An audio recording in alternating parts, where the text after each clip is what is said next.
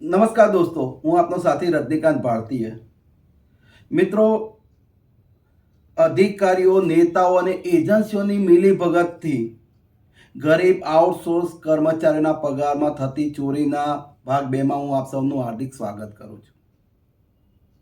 ભાગ 1માં આપ સૌએ જોયું કે ભારતના વડાપ્રધાન નરેન્દ્રભાઈ મોદી એમ કહેતા હતા કે અમે વચોટિયાઓ હટાવી દીધા છે, જેના કારણે દિલ્હીથી 1 રૂપિયો નીકળે છે તો 100 પૈસા પહોંચે છે.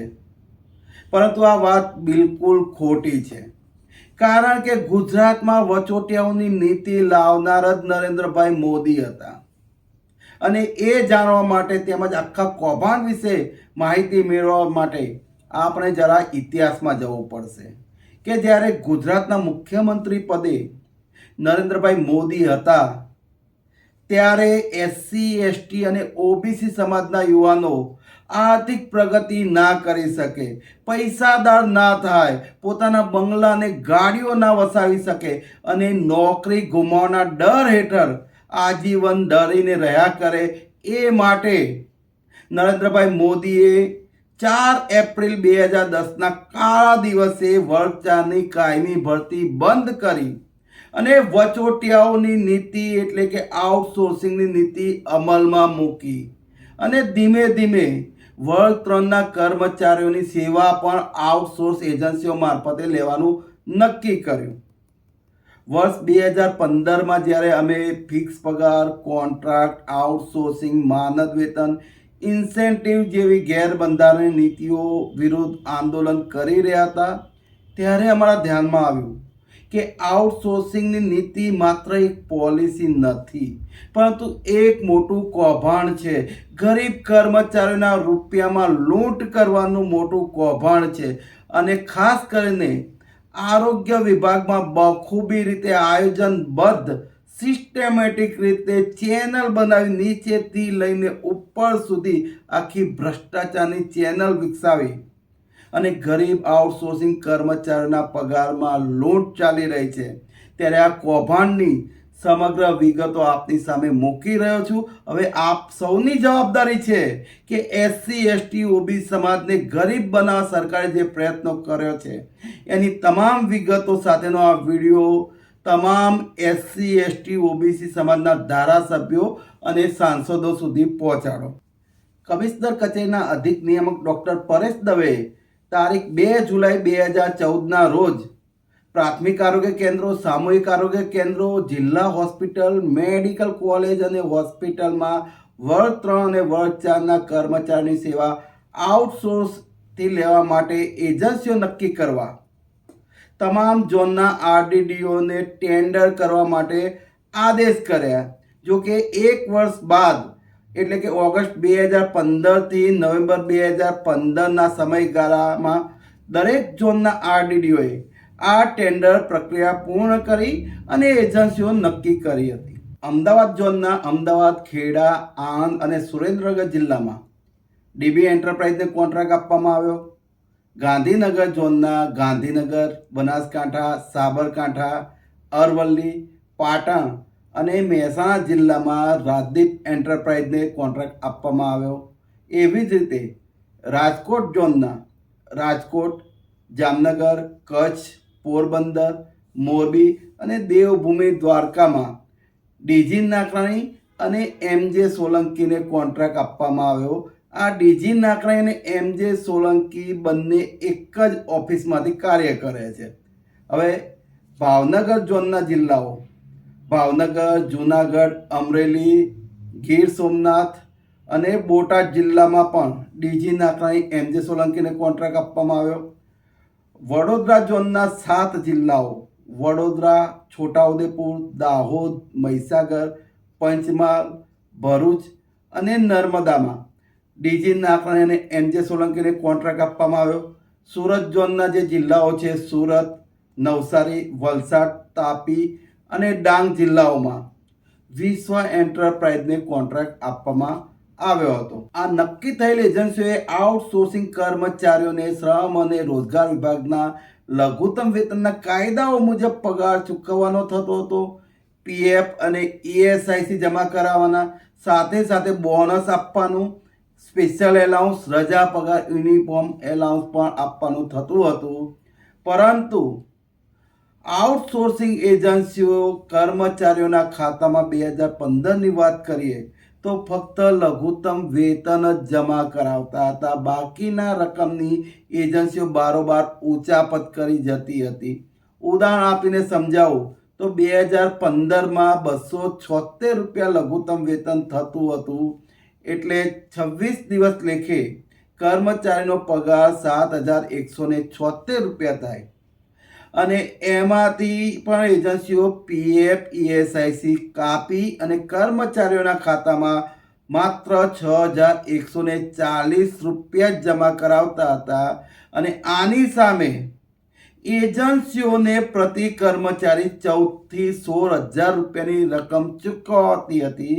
એટલે સીધી રીતે કહી શકાય કે એજન્સીઓ કર્મચારી દીઠ 8,000 થી 10,000 ચોરીઓ કરતી હતી. અને આ સિસ્ટમ 2020 સુધી ચાલી છે.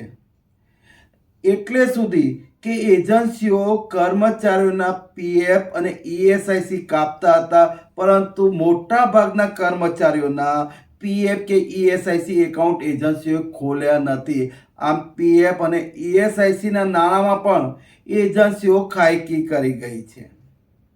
અને શોષણની હદ તો ત્યારે થાય કે કર્મચારીઓને મહિનામાં 30 દિવસ કામ કરવામાં આવતું હતું. શ્રમ અને રોજગાર વિભાગના કાયદાઓ કહે છે કે કોઈ પણ શ્રમજીવીને 26 દિવસ કરતાં વધુ કામ કરવામાં આવે તો એટલા દિવસનો ડબલ પગાર ઓવરટાઈમ પેટે ચૂકવવાનો થાય.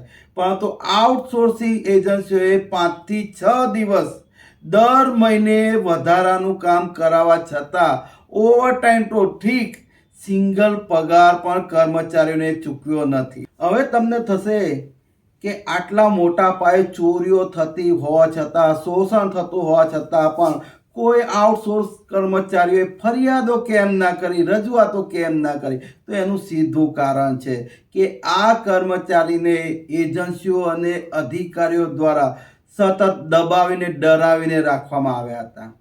ચોરીઓની વાત તો ઠીક, પણ આઉટસોર્સિંગ કર્મચારીનો 3 મહિને પગાર ના થાય અને કોઈ કર્મચારી જો એજન્સીને ફોન કરીને પણ પૂછી લે કે અમારો પગાર ક્યારે થશે, તો બીજા જ દિવસે એને નોકરીમાંથી કાઢી મૂકવામાં આવતો.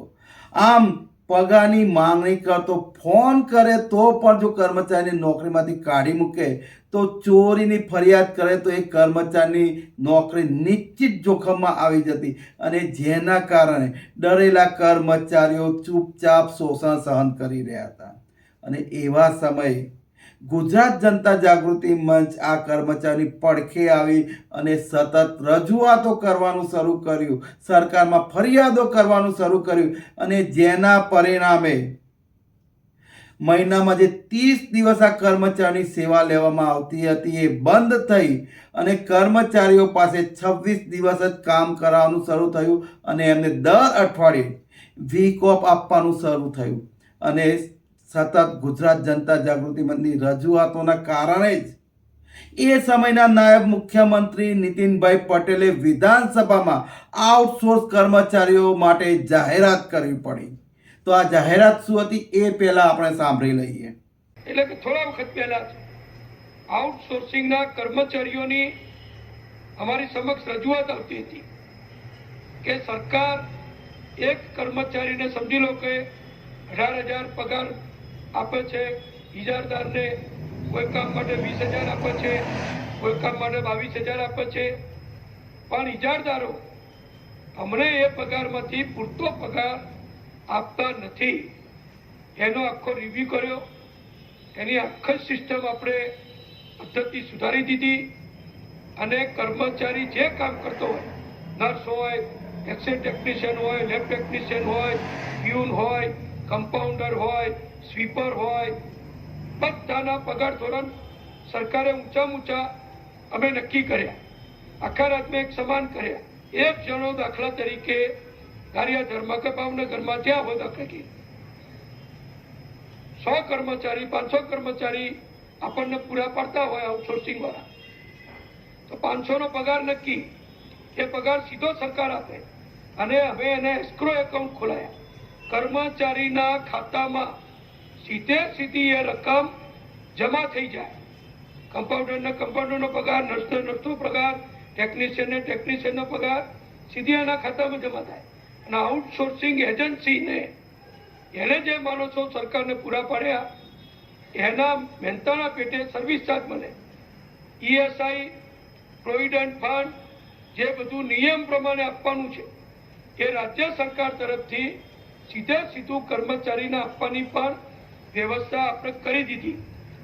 આઉટસોર્સ કર્મચારીઓને નિયત વેતન કરતાં ઓછું વેતન ચૂકવાઈ રહ્યું છે એવી ફરિયાદોના કારણે આરોગ્ય વિભાગમાં એસ્ક્રો એકાઉન્ટ લાવી રહ્યા છે, જેના કારણે આઉટસોર્સિંગ કર્મચારીઓને પૂરતું વેતન મળશે એવી જાહેરાત નીતિનભાઈએ વિધાનસભામાં કર્યા બાદ નવેમ્બર 2020થી સમગ્ર રાજ્યના આરોગ્ય વિભાગના કર્મચારીઓ માટે એસ્ક્રો એકાઉન્ટ અમલમાં આવી ગયું. હવે એક બાજુ નીતિનભાઈ પટેલે ખુદ વિધાનસભામાં કબૂલ્યું કે આઉટસોર્સિંગ કર્મચારીઓને પગાર ઓછો મળે છે, એમના પગારમાં ચોરીઓ થઈ રહી છે, પરંતુ 2015થી લઈને 2020 સુધી જે ચોરીઓ થઈ છે એ ચોરાયેલા રૂપિયા એજન્સીઓ પાસેથી પાછા લેવા માટે નીતિનભાઈ પટેલે કોઈ તજવીજ હાથ ના ધરી. કારણ કે જો એવું કરે તો પોતાની માનીતી એજન્સીઓ અને અધિકારીઓ વિરુદ્ધ કાર્યવાહી કરવી પડે અને એમાં સરકારની પણ બદનામી થાય. આમ સરકાર આઉટસોર્સિંગ કર્મચારીઓના હક અને અધિકાર તેમજ ચોરેલા રૂપિયા પરત અપાવવામાં નિષ્ફળ ગઈ, જેના કારણે ગુજરાત જનતા જાગૃતિ મંચ દ્વારા અધિકારીઓ અને મુખ્યમંત્રી અને સરકારને સતત રજૂઆતો ચાલુ રાખી હતી. પણ ગુજરાત સરકારમાં લવ લેટરની સિસ્ટમ ચાલે છે. સમજ ના પડી તો સમજાવો કે તમે જો કોઈ ફરિયાદ મુખ્યમંત્રીને કરો છો એટલે મુખ્યમંત્રી એ ફરિયાદ આરોગ્ય અને પરિવાર કલ્યાણ વિભાગના અગ્ર સચિવને મોકલશે, અગ્ર સચિવ એ ફરિયાદ કમિશનરને મોકલશે, કમિશનર એ જ ફરિયાદ ઝોનના વડા એટલે કે વિભાગીય નાયબ નિયામક એટલે RDDને મોકલશે, RDD એ ફરિયાદ જિલ્લાના વડા એટલે મુખ્ય જિલ્લા આરોગ્ય અધિકારીને મોકલશે, મુખ્ય જિલ્લા આરોગ્ય અધિકારી એ ફરિયાદ તાલુકા આરોગ્ય અધિકારીને મોકલે અને તાલુકા આરોગ્ય અધિકારી એ ફરિયાદ મેડિકલ ઓફિસરને મોકલશે અને મેડિકલ ઓફિસર જોશે કે ફરિયાદ કરે કેટલો સમય થયો છે, કારણ કે આ પ્રોસેસમાં જ 6 થી 12 મહિના થઈ જતા હોય છે. એટલે જો ફરિયાદ જૂની થઈ ગઈ હોય તો મેડિકલ ઓફિસરે ફરિયાદ કચરા પેટીમાં નાખી દે. પરંતુ જો કોઈ ગંભીર ફરિયાદ હોય, ધારો કે આઉટસોર્સિંગ કર્મચારીના પગારમાં ભ્રષ્ટાચારની ફરિયાદ હોય, તો પછી મેડિકલ ઓફિસરની ડ્યુટી ત્યાં શરૂ થઈ જાય છે. એ પોતાના આઉટસોર્સિંગ કર્મચારીઓને ડરાવવાનું શરૂ કરશે કે તમે આવી ફરિયાદ કરી છે, તમારા પગારમાં ચોરીઓ થઈ રહી છે, તો આવી ફરિયાદના કારણે એજન્સીઓ તમને નોકરીમાંથી કાઢી મૂકશે.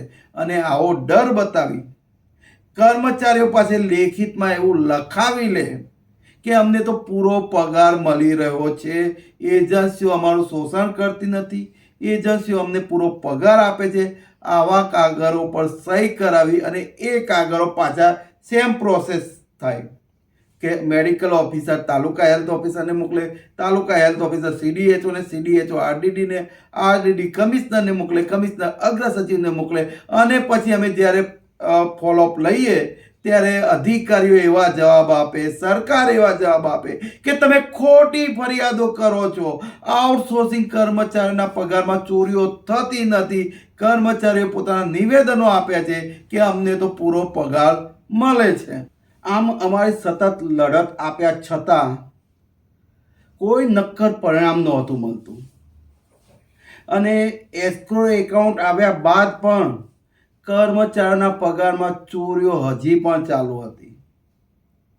ત્યારે કર્મચારીઓને હક અને અધિકાર અપાવવા માટે માત્ર એક જ રસ્તો બચ્યો હતો અને એ કે કર્મચારીઓ પોતે જાતે મેદાનમાં ઉતરે અને પોતાના થતા શોષણ અને એમના પગારમાં થતી ચોરીઓની ફરિયાદો કરે. પરંતુ નોકરી ગુમાવવાના ડર વચ્ચે જીવી રહેલા કર્મચારીઓને મેદાનમાં ઉતારવા એટલે મિશન ઇમ્પોસિબલ જેવું હતું.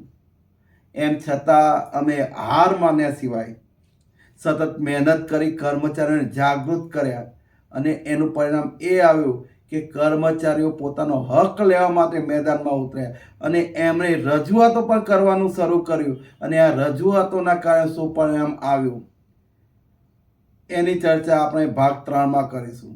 તો દોસ્તો મને રજા આપજો. ભાગ 3 લઈને બહુ જ જલ્દી આપણી સામે ઉપસ્થિત થઈશ. જય ભીમ, જય સંવિધાન, જય આદિવાસી, જય જોહાર.